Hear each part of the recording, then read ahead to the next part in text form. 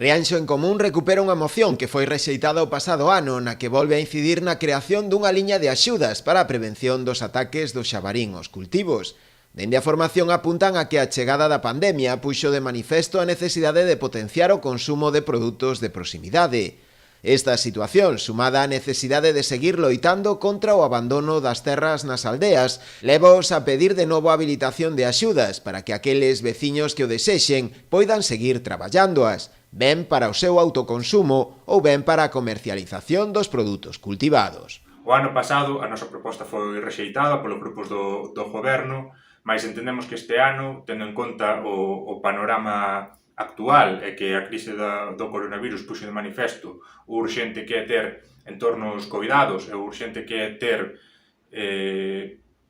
produtos de proximidade á nosa disposición, pensamos que é pertinente volver a presentar esta proposta, volver a defender perante o pleno da corporación a urxencia de activar estas axudas para que, como empezábamos dicindo, os veciños e veciñas do municipio non se teñen que resignar a deixar as súas terras sen cultivar, co que iso produce, que é máis maleza arredor das casas e máis, en definitiva, máis espacio para que o xabaril se reproduza.